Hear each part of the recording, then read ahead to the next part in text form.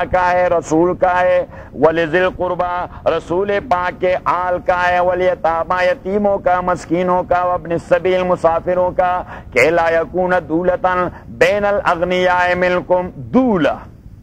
دولا اس کا لغوی معنی اور لٹرلی میننگ دولا کا معنی ہے چکر لگانا ایک سرکل میں، کہ لا یکون دولتاً۔ اللہ کریم فرماتے ہیں کہ یہ مختلف لوگوں کے استحقاق میں، آپ کے اموال میں یا مختلف مالوں میں کیوں متعین کر دیتا ہوں کہ یہ فلاں کہا کہ یہ فلاں کہا کہ یہ فلاں کہا کہ کیوں؟ اللہ کریم نے حکمت بتائی کہ لا یکون دولتاً بین الاغنیاء منکم، تاکہ دولت صرف مالداروں کے سرکل میں چکر نہ لگائے، کبھی کبھار ان سے کوئی تھوڑا بہت غریب کے ہاں بھی نکل جائے، کہ لا یکون دولتاً بین الاغنیاء منکم وما آتاکم الرسول فخذوہ، اور وہ جو آپ کو دے چکے ہیں پیغمبر جو بھی قول و عمل ہے، فخذوہ انہیں مضبوطی سے پکڑو، وما نہاکم اور وہ بات جس سے پیغمبر نے منع کیا ہے آپ لوگوں کو، فانتہوا سے منع ہو جاؤ، واتقوا اللہ ڈریے اللہ تعالیٰ سے، ان اللہ شدید العقاب تحقیق اللہ تعالیٰ سخت عذاب دینے والا ہے، للفقراء المہاجرین یہ اموال کس کے لیے ہیں؟ یہ مال آپ نے کس کو دینے ہیں؟ یہ حقوق آپ نے کس کو تمانے ہیں؟ للفقراء فقیروں کو، المہاجرین جو ہجرت کر چکے ہیں، الذین وہ لوگ اخرجوا جنہیں نکالا گیا ہے، من دیارہم جنہیں بے دخل کر دیا گیا ہے، من دیارہم ان کے گھروں سے، واموالہم اور ان کے مال سے، انہیں بے دخل کر دیا ہے ان کے گھر سے اور ان کے مال سے۔ تو امام ابو حنیفہ رحمۃ اللہ علیہ فرماتے ہیں کہ نیچے دیکھیے، امام ابو حنیفہ فرماتے ہیں تینوں ائمہ سے کہ ذرا نیچے دیکھیے، للفقراء what you people mean by فقیر؟ who is فقیر؟ a person who has title of some property, he would never be called as فقیر in شریعہ۔ اب ذہن میں آ رہی بات، ذہن میں آ رہی کہ بھائی فقیر کا معنی یہ ہے کہ اس کا نہ ٹائٹل رہا اور نہ پوزیشن رہا، ادروائز وہ مکہ والے جو مدینہ چلے گئے تھے ان کی کتنی ساری پراپرٹی تھی مکہ معظمہ میں، لیکن اس پراپرٹی کے ساتھ ان کا تعلق کیا رہا تھا؟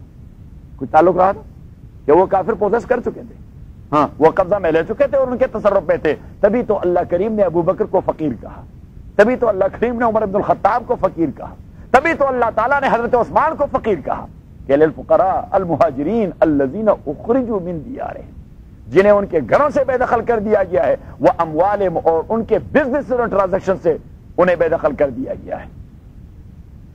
حضرت صہیب رومی رضی اللہ تعالیٰ عنہ وہ مکہ معظمہ کے سب سے بڑے انڈسٹریلسٹ تھے، ان کے اسلحہ کا بہت بڑا کارخانہ تھا، بہت بڑا اور بہت بڑے مالدار تھے۔ وَمِنَ النَّاسِ مَن يَشْرِي نَفْسَهُ ابْتِغَاءَ مَرْضَاتِ اللَّهِ وَاللَّهُ رؤوف بالعباد۔ اللہ کریم صہیب کے متعلق پوچھتے ہیں اور کہتے ہیں کہ جب صہیب رومی رضی اللہ تعالیٰ نے ہجرت کا ارادہ کر دیا تو اہل مکہ نے انہیں کہہ دیا کہ آپ کے کارخانے کا کیا بنے گا، اور جو مال آپ یہاں بنا چکے ہیں اس کا کیا بنے گا؟ انہوں نے کہا میرا مال ہے، انہوں نے کہا ہاں تیرا مال ہے، ایک پائی بھی نہیں لے جا سکیں گے، ادروائز ہم آپ کو جانے نہیں دیں گے۔ اور صہیب رضی اللہ تعالیٰ نے کہا میں نے یہ سب کچھ اللہ کے لیے قربان کر دیا، چھوڑ دیا۔ اب اتنا بڑا سرمایہ دار آدمی وہ اس طرح بس ایک جوڑا کپڑوں میں ملبوس مکہ معظمہ سے روانہ ہو گیا، تو اب وہ صہیب جو اتنا بڑا کارخانہ دار تھا اللہ کریم نے اسے بھی فقیر کہہ دیا، اس لیے کہ نہ اس کا ٹائٹل رہا نہ اس کا پوزیشن رہا۔ تو امام ابو حنیفہ رحمۃ اللہ علیہ فرماتے ہیں کہ کافر کا غلبہ آتے ہی مسلمان کی ملکیت ختم ہو جاتی ہے۔ تو نتیجہ کیا ہے؟ اب نتیجہ کیا ہے کہ وہی مال جو فار ایگزامپل ازر کا ہے اور اس پر کافر قبضہ کر چکا ہے، اور پھر جہاد کے موقع پر بعین ہی وہی مال، یعنی اس کی یہ ٹوپی سندھی فار ایگزامپل، یہی سندھی ٹوپی، یہ بڑی قیمتی ٹوپیاں بھی ہوتی ہیں، اس میں ہزاروں روپے۔ وہ اس دن ایک طالب علم آیا تھا، میں نے کہا یہ آپ کی ٹوپی بڑی عجیب ہے، تو اس نے کہا میں نے 10,000 کی خریدی ہے، 10,000 کی، بلوچستان کا تھا کہ 10,000 کی۔ میں نے کہا اچھا خدا کے بندے یہ، انہوں نے کہا یہ بڑی قیمتی ٹوپی ہے۔ اچھا تو اب مثلا فار ایگزامپل وہ قیمتی ٹوپی اس پر کافر قبضہ کر چکا تھا، اور پھر فائٹ کر کے یہ اظہر بھی اسلامک آرمی کا ایک سپاہی تھا، یہ بھی لڑ رہا تھا، اور وہ چیز وہ مال غنیمت میں آ گئی۔ تو اگر ابھی تک احراز بدار المسلمین مینز کہ انہوں نے اپنے باؤنڈری کے اندر نہیں لایا، اپنے فلی کنٹرول کے اندر نہیں لایا، تو اظہر کو پورا حق ہے کہ اس چیز کو اپنے قبضے میں لے لے اور سر پر رکھے، لیکن جیسے ہی وہ مسلمانوں کے فلی کنٹرول میں آ گیا، now that is not a reserve right of brother Azhar, that is مال غنیمہ، کیونکہ اب وہ ٹوپی اس کی ٹوپی نہیں ہے، یہ کافر کی ٹوپی ہے جو اس سے بطور مال غنیمت مسلمانوں کے قبضے میں آئی ہے۔ تو جب بطور مال غنیمت تو یہ وداؤٹ اینی پرائز اس ٹوپی کو نہیں لے سکتی. یہ میری ٹوپی تھی, یہ لوگ اٹھا کے پہلے والے جنگ میں لے چکے تھے, نہیں یہ آپ کی ٹوپی تھی, لیکن جب وہ لے گئے تو پھر آپ کی ٹوپی رہی نہیں, یہ اب ان کی ٹوپی ہے. البتہ یہ ہے کہ آپ کا اسی کے ساتھ ایک تعلق رہا ہے تو آپ قیمت داخل کر دیں اور ٹوپی لے لیں, قیمت داخل. تو یہ ہے امام ابو حنیفہ رحمۃ اللہ علیہ کا مسلک, اور اس نے یہ آئیڈیا پک کر دیا سورہ حشر کی اس آیت سے کہ للفقراء المہاجرین الذین اخرجوا من دیارہم, کہ ایک جانب تو اللہ کریم نے ایٹریبیوٹ کر دیا, ان کے گھروں سے بے دخل کر دیا گیا, ان کے مال سے بے دخل کر دیا گیا. تو امام ابو حنیفہ فرماتے ہیں پھر بھی کوئی ڈاؤٹ رہا کہ وہ مال اور گھر ایٹریبیوٹ بھی کر دیے اور ان کو فقیر بھی کہہ دیا کہ اخرجوا من دیارہم, انہیں بے دخل کر دیا گیا. تو جب دخل نہیں رہا, جب پوزیشن نہیں رہا, جب ٹائٹل نہیں رہا, اٹ مینز کہ کافر کے غلبے سے وہ مسلمان کے مال کے مالک بن جاتے ہیں. چوری صاحب مسئلہ ذہن میں آ رہا ہے؟ ویسے ابو حنیفہ کمال کرتا ہے, وہ کچھ نہیں کہتے. وہ تو امام شافعی جو امام ابو حنیفہ کے استاد تھے, وہ امام ابو حنیفہ سے خود کہہ رہے تھے کہ دلیل کی دنیا میں کسی کا باپ بھی آپ سے بات نہیں کر سکتا, لیکن چلو ہمارا اتحاد یہی ہے. اور اب مسلمانوں کے پاس کیا ہے؟ اب مسلمان بھوکے مر رہے ہیں. واپس اپنے سبق پہ, بات ذہن میں آ گئی. اب آپ لوگ انشاءاللہ جیورس بن گئے, فقیہ بن رہے ہیں. اظہر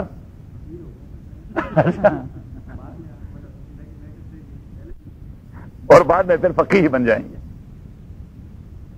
یسألونک عن الانفال, یہ پوچھتے ہیں آپ سے متعلق اموال غنیمت کے متعلق کہ یہ اموال غنیمت کا کیا بنے گا بدر میں واپس اپنے سب. یسألونک عن الانفال, یہ پوچھتے ہیں آپ سے. یہ ہمارا سبق اس حوالے سے مشکل ہے کہ ہم پورے قرآن میں گھومتے رہتے ہیں. یسألونک عن الانفال, یہ پوچھتے ہیں آپ سے انفال کے متعلق. انفال دیٹ از پلورل آف نفل, اور نفل مینس کہ مینڈیٹری اور اوبلیگیٹری تھنگ سے جو زیادہ چیز ہوتی ہے اسے کہتے ہیں نفل. تو فرض اور واجبات کے علاوہ یا سنت موقت کے علاوہ ہم جو نماز پڑھتے ہیں اسے کیا کہتے ہیں؟ نفل. فرض روزوں کے علاوہ ہم جو روزے رکھتے ہیں اسے کیا کہتے ہیں؟ نفل. تو نفل کا معنی ہے وہ جو فرائض سے زائد ہوتا ہے, جو واجبات سے زائد ہوتا ہے. تو اب جنگ تو لڑتے ہیں مسلمان لتکون کلمت اللہ العلیٰ, کہ مینڈیٹری تھنگ جنگ میں اور جہاد میں کیا کچھ ہوتی ہے کہ اللہ کے دین کا بول بالا ہو. کیا ہے یعنی مسلمان جنگ کس لیے رہتا ہے؟ جنگ فار دی سیک آف جنگ. دہشت گرد ہے وہ ٹیررسٹ ہے, کوئی تخریب کار ہے نہیں. جنگ for the sake of the دین آف اللہ سبحانہ و تعالی, کہ اللہ کا دین محفوظ ہو جائے اور اللہ کے دین کو غلبہ ملے. جہاں تک مال غنیمت کا تعلق ہے یہ بونس میں آ جاتا ہے. یہ کس چیز میں آ جاتا ہے؟ اگر مال غنیمت نہ بھی آ جائے تو پھر بھی جہاد لڑی جاتی ہے کہ نہیں لڑی جاتی؟ جہاد تو پہلے لڑی جاتی ہے, مال غنیمت تو یا ملے گی یا نہیں ملے گی. صحیح, جہاد تو پہلے لڑی جاتی ہے, مینڈیٹری تھنگ تو جہاد لڑنا ہے. تو اس لیے اللہ کریم نے غنیمت کو نفل کہہ دیا. نفل کا آج کے اصطلاح میں ہم اچھا ترجمہ کر سکتے ہیں وہ بونس میں مل جاتا ہے. شہادت مطلوب و مقصود مومن, نہ مال غنیمت نہ کشور کشائی. بلکہ اگر مال غنیمت کے حوالے سے ایک مسلمان جنگ میں چلا گیا تو اس کے تو جہاد ہی ختم ہو جاتا ہے. حضرت وہاں سے ایک بہت بڑے تابعی گزرے ہیں, وہ فرماتے ہیں کہ اشتہیت کبداً مشفیاً من 4 سنین, 4 سال سے یہ تمنا رہی تھی کہ خداوندہ اگر مجھے وہ مل جائے لیور, لیمپ کا لیور مل جائے اور میں اس کے تکے بنا کر کھاؤں, لیکن مالی حیثیت ایسی تھی کہ اس میں یہ ایکاموڈیٹ نہ ہو سکتا تھا, ایڈجسٹ نہ ہو سکتا تھا. اب ایک ہی راستہ تھا کہ جہاد ملے, جہاد میں لڑوں اللہ کے لیے, اور مال غنیمت والے سے مجھے لیمپ ملے یا لیمپ نہ ملے کم از کم لیور ملے, تو یہ تمنا پوری ہو جائے. 4 سال بعد یہ تمنا کہیں پوری ہو گئی, جہاد کے لیے میں گیا. اب جب مال غنیمت کی تقسیم شروع ہو گئی تو امیر لشکر میرے قریب آتے ہی میں نے یہ ارادہ کیا کہ اسے کہوں گا کہ میرا حصہ زیادہ بھی بنے, زیادہ نہ دے لیکن لیمپ دے دیں تاکہ وہ تمنا پوری ہو جائے. تو میرے کہے بغیر اس نے مجھے لیمپ ہی تما دیا, اللہ نے اس کے دل میں ڈال دیا, اور میں خیمے میں خوش خرم آ کر میں نے لیمپ کو ذبح کر دیا, صاف کر دیا, لیور نکال لیا, پھر ایک برتن میں رکھ دیا کہ تھوڑا آرام کر کے پھر بعد میں اس کے تکے بنا کر مزے لیتا رہوں گا. بات میں آ رہی؟ تو فرماتے ہیں کہ جب میں سو گیا تو اتانی ملکان, 2 فرشتے آ گئے. قام احدهما الى راسي والاخر الى رجلي, ایک میرے سرانے اور دوسرا میرے پائنتی کی طرف کھڑے ہو گئے. تو وہ پائنتی والے نے اس سے پوچھ لیا لما جاء الرجل الفلانی, وہ فلاں صاحب جو جہاد میں آئے ہیں کس نیت سے آئے ہیں؟ تو دوسرا فرشتہ جواب دیتا رہا لیو قال انه شجاع, وہ اس لیے آیا کہ لوگ اسے بڑا بہادر سمجھے. اچھا جی, فلاں کیسے آیا؟ وہ اس نیت سے آیا. فلاں کیسے آیا؟ یہ has come for the sake of اللہ سبحانہ و تعالی، وہ اللہ کے دین کے خاطر آیا۔ تو اس نے کہا کہ میری باری آئے، تو فرشتے نے کہہ دیا ولم جاء هذا الرجل المستجیب، یہ جو لمبا تڑنگا پڑا ہوا یہ کس لیے آیا ہے؟ تو فرشتے نے کہہ دیا کہ مسکین شہوانی اشتہا قبل مشویہ، یہ خدا کا بندہ تو پیٹ کا مارا ہوا ہے، یہ پیٹ کا مارا ہوا، یہ تو لیور کے کھانے کے لیے آیا ہے۔ وَلَيْسَ لَهُ عِندَ اللَّهِ مِنَ الْأَجْرِ شَيْءٌ، اللہ کے نزدیک جہاد کا کوئی بدلہ اسے نہیں مل رہا۔ تو حضرت واصف فرماتے ہیں کہ میں چھونک کیا اور میں فوسبت، میں نے ایک جمپ لگا دی، وقلت یا رب ہلکت، اور میں نے کہا خداوندہ لیور نے ہلاک کر دیا، لیمب نے ہلاک کر دیا، بے جگری سے لڑا آپ کے دین کے لیے لیکن نیت میں فطور تھی، تو جہاد کا کوئی ثواب نہیں مل رہا۔ تو میرے روتے روتے روتے اذ نودیت من السماء، آسمان سے میں نے ایک آواز سنی کہ ان قد غفر اللہ لک، اب کے دور کا فطور، ذہنی فطور اور نیت کا فطور تو اللہ نے معاف کر دیا، ولکن لا تعد بمثلی ابدا، آئندہ خیال رکھنا نیت میں فطور نہ آ جائے، کہ جہاد میں اگر نیت میں فطور آ جائے آدمی مرے گا بھی اور جائے گا بھی پتہ نہیں کہاں جائے گا، اللہ ہی بہتر جانتا ہے، کیونکہ چیزیں تو ڈیپینڈ کرتی ہیں نیت پہ، کس چیز پہ؟ نیت پہ۔ تو اب یہ چیزیں جو غنیمت والی ہوتی ہیں یہ تو بطور بونس ملتی رہتی ہیں۔ تو نیچے دیکھیں یسألونک عن الانفال، یہ پوچھتے ہیں آپ سے انفال کے متعلق، بونسز کے متعلق، غنیمتوں کے متعلق، قل آپ کہہ دیجئے الانفال للہ والرسول، انفال اور غنائم یہ اللہ اور رسول کے ہیں۔ اب لیٹر آن وَاعْلَمُوا أَنَّمَا غَنِمْتُمْ، جو 10واں پارہ شروع ہو جاتا ہے، آپ نے کالے وہ آیت نمبر 41، وَاعْلَمُوا جان لیجئے، انما غنمتم من شیء، کہ جو چیز بھی آپ حاصل کرتے ہیں بطور غنیمت، فإن للہ خمسہ، میں نے رات کہہ دیا تھا کہ اللہ کا تذکرہ بطور تبرک ہے، فإن للہ خمسہ، اللہ کے لیے اس کا 5واں حصہ، رسول کے لیے، ذوی القربا کے لیے، یتیموں مسکینوں اور مسافروں کے لیے، ان کنتم آمنتم باللہ، اگر آپ اللہ پہ ایمان رکھتے ہیں۔ اب یہاں تو اللہ کریم نے اس کے مصرف بتا دیے کہ یہ 5واں حصہ غنیمت کا رسول کے لیے، ذوی القربا کے لیے، یتیم کے لیے، مسکین کے لیے اور ابن السبیل کے لیے، تو یہاں تو اس کے ڈسٹریبیوشن کا تصور دے دیا، اور وہاں سورت کے اول میں اللہ کریم نے فرمایا قل الانفال للہ وللرسول، بس یہ جتنی سارے اموال غنیمت ہیں یہ اللہ اور رسول کے ہیں، جتنے سارے مال غنیمت ہیں یہ اللہ اور، کیونکہ پہلا جواب جو اللہ کی جانب سے آ رہا تھا وہاں مسلمانوں کی نیت کی اصلاح کرنی مقصود تھی، تو اسلام میں تو آپ ضرب کھاری لگا دیں گے، تو اللہ کریم نے ایسا زبردست ہتھوڑا لگا دیا کہ کیا تعلق ہے آپ لوگوں کا غنیمت کے مال سے، للہ وللرسول، یہ بس اللہ اور رسول کا حق ہے، تو انہوں نے استغفر اللہ شروع کر دیا، تو ہمیں پوچھنا نہیں چاہیے تھا، صحابہ نے کہہ دیا کہ ہمیں پوچھنا نہیں چاہیے تھا، ہم نے کیوں پوچھا کہ مال غنیمت کا کیا کریں گے، جو بھی کریں گے کرتے رہیں، تو اللہ کریم نے فرمایا قل الانفال للہ وللرسول، قل الانفال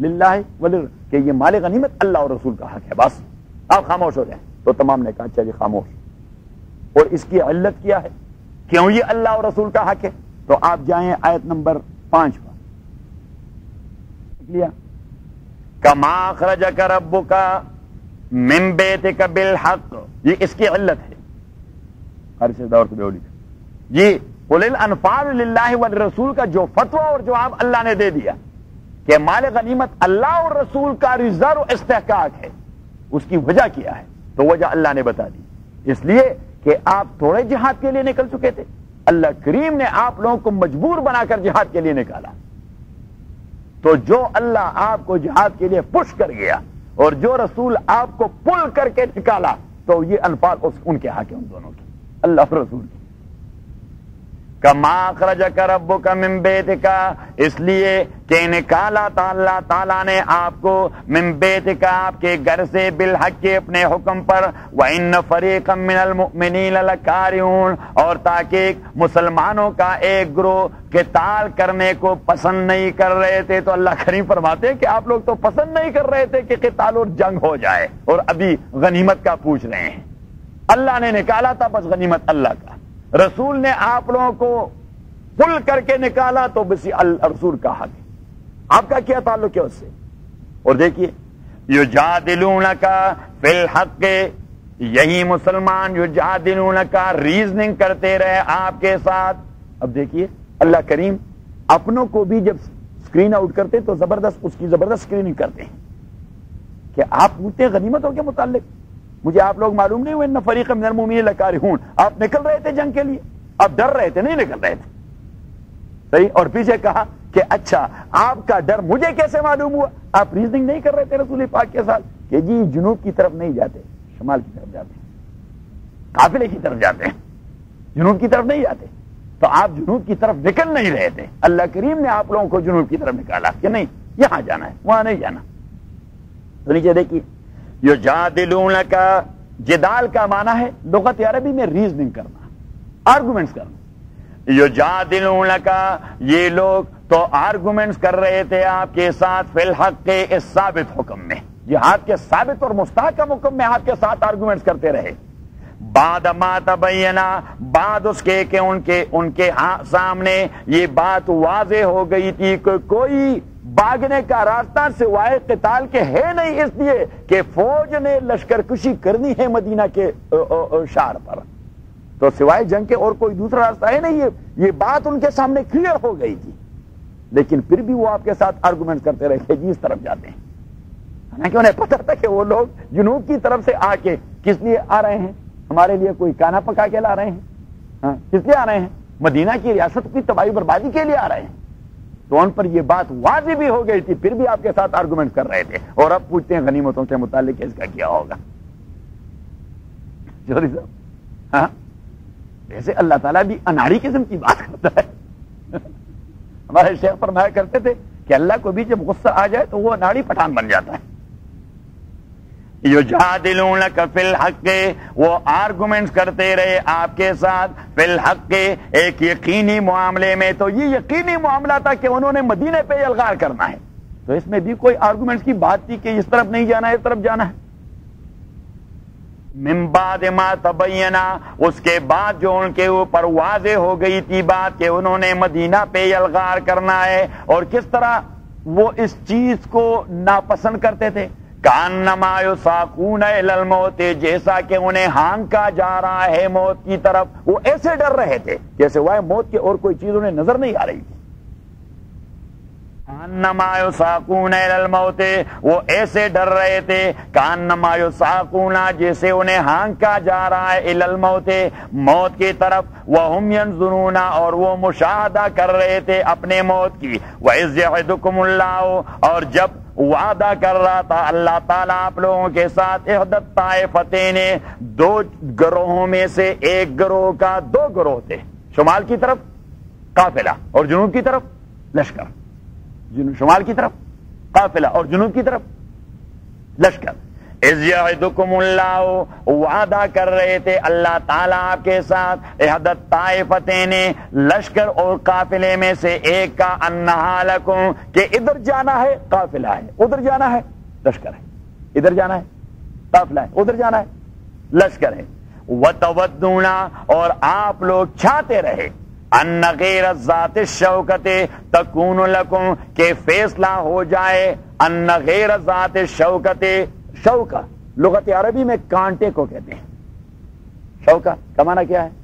کانٹا اللہ کریم فرماتے ہیں کہ آپ کے دلوں کے بیت کو میں جانتا ہوں کہ آپ لوگ یہ چاہ رہے تھے کہ جن کے پاس کانٹا بھی نہیں ہمارے اندر چھپنے کے لیے فیصلہ یہ ہونا چاہیے کہ اس طرح چلنا ہے شمال کی طرف چلنا ہے وَتَوَدُّونَ أَنَّ غَيْرَ ذَاتِ الشَّوْكَةِ أَنَّهَا تَكُونُ لَكُمْ کیونکہ آپ کو پتا ہے کہ ابو جال والے لشکر کے پاس کتنا بڑا اسلحہ ہے کتنی تیاری کر کے وہ آ رہا ہے تو آپ کے دلوں کے راز کو میں جانتا ہوں کہ آپ چاہتے تھے کہ اس جانب آپ لوگوں کا جانا ہو جن کے پاس کانٹا بھی نہیں تھا کہ وہ کانٹے سے آپ کو زخمی کر دے وَتَوَدُّونَ أَنَّ غَيْرَ ذَاتِ الشَّوْكَةِ تَكُونُ لَكُمْ وَيُرِيدُ اللَّهُ اب اللہ کریم فرماتے ہیں کہ آپ لوگوں کی تمنائیں تو یہ تھی وَيُرِيدُ اللَّهُ اور اللہ چاہتے تھے أَن يُحِقَّ الْحَقَّ بِكَلِمَاتِهِ کہ ثابت کر دے اپنے دین کو اپنے کلمات کے ذریعے وَيَقْطَعَ دَابِرَ الْكَافِرِينَ اور اللہ کریم بےخکنی کر دے کافروں کے گروہ کا تو یہ بےخکنی کیسے ہو جاتی جب آپ کا آمنا سامنا لشکر سے ہوتا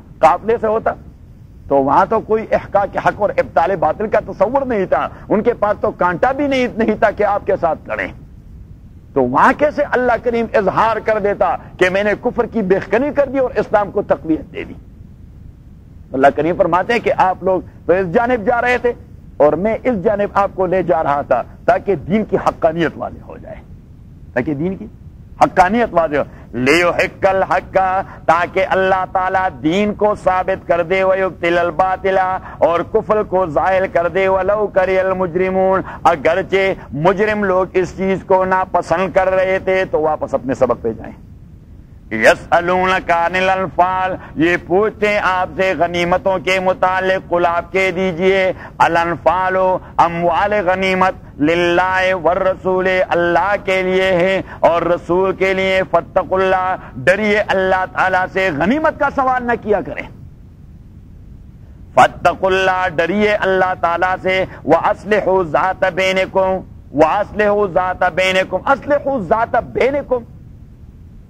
مفسرین فرماتے ہیں کہ یہ لفظ ذات کلام کی تحسین کے لیے آیا ہے، یعنی یہ لٹرلی لفظ ذات استعمال ہو چکا ہے، ادروائز معنی اور مفہوم آیت کے وَأَصْلِحُوا بَيْنَكُمْ، جو آپ کے دلوں کی نیت ہے ان کی اصلاح کیجیے۔ یہ آپ کیا غنیمت کا رٹ لگا رہے ہیں؟ آپ غنیمت کے لیے توڑے آئے ہیں۔ وَأَصْلِحُوا ذَاتَ بَيْنِكُمْ، آپ اپنی نیتوں کی اصلاح کریں کہ جہاد کے لیے جانا ہے خالص اللہ کے لیے۔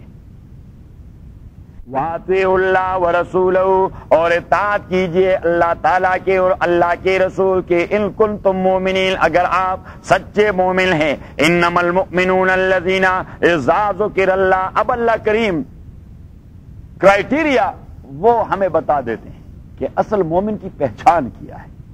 انما المؤمنون الذین، بات یہ کہ پچے مومن وہ لوگ ہیں اذا ذکر اللہ، جب اللہ کا نام لیا جاتا ہے، وجلت قلوبہم، تو ان کے دل ہیبت سے لرز جاتے ہیں۔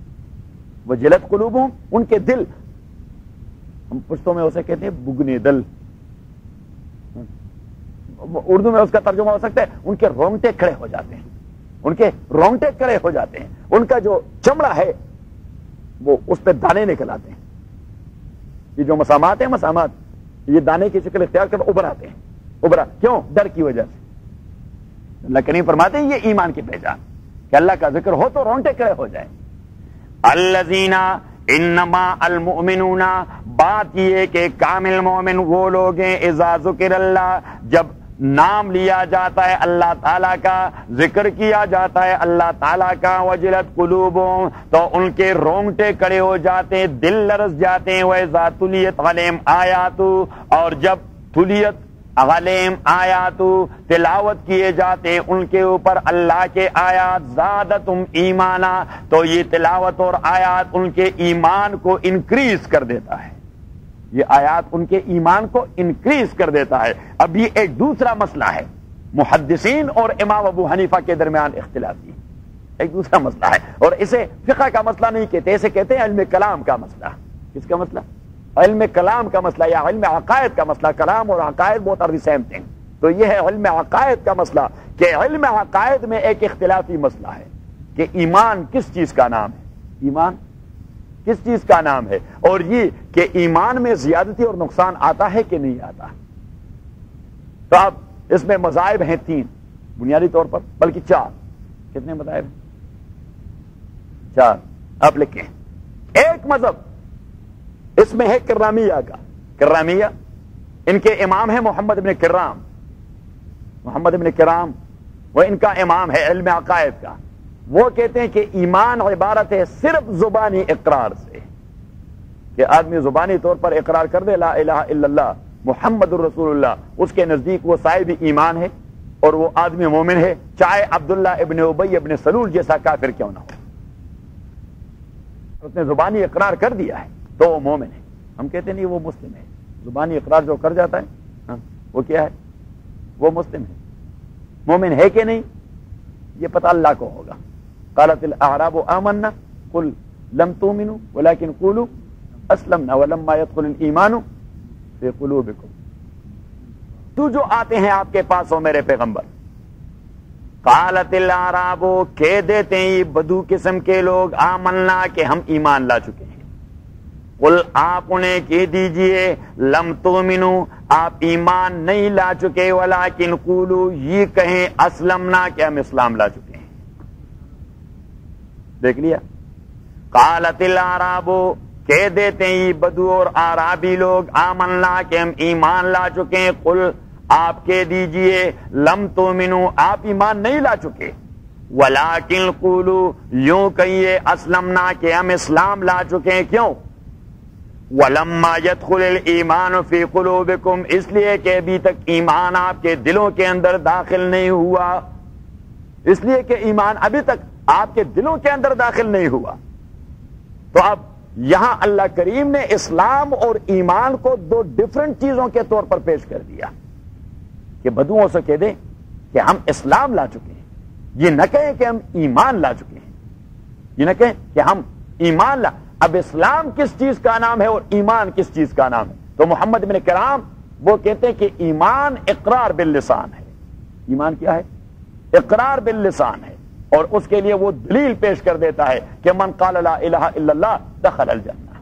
یہ ابو ہریرہ کی حدیث میں کہ جس نے لا الہ الا اللہ کہہ دیا وہ جنت میں داخل ہوگا. اور یہ انڈرسٹوڈ ہے کہ جنت میں داخلے کے لیے ایمان شرط ہے. تو بالفاظ دیگر رسول اللہ علیہ الصلوۃ والسلام یہ کہہ رہا ہے کہ جس نے لا الہ الا اللہ کہہ دیا وہ مومن ہو گیا. وہ مومن. تو ہم کہتے ہیں کہ صرف کوئی ایک حدیث تو نہیں ہے. آیت سورہ حجرات کی آپ نے کہا نہیں کہ قالت الاعراب آمنا قل لم تؤمنوا ولکن قولوا اسلمنا کہ آپ یوں نہ کہیں کہ ہم ایمان لا چکے ہیں یوں کہیں کہ ہم اسلام لا چکے ہیں. اس لیے کہ ایمان دل والی بات ہے اور ابھی تک وہ عقیدہ آپ کے دلوں میں گھسا نہیں. لما يدخل الايمان فی قلوبکم. تو ایک ہے محمد بن کرام کا مذہب کہ ایمان عبارت ہے صرف زبانی اقرار سے. صرف زبانی اقرار سے. دوسرا ہے فقہا کا مذہب. کس کا مذہب؟ فقہا کا مذہب کہ ایمان عبارت تو ہے تصدیق قلبی سے. کس چیز سے عبارت ہے؟ قلبی تصدیق سے. لیکن احکام مرتب ہوتے ہیں زبانی اقرار پر کیونکہ قلبی تصدیق وہ تو اللہ کے علم میں. ہم تو کچھ نہیں جانتے قلبی تصدیق کے متعلق. وہ تو اللہ کے علم میں. ہم معاملات جو اسے ٹریٹ کریں گے اور ڈیلنگ کریں گے اس کے ساتھ تو وہ زبانی اقرار پر کریں گے.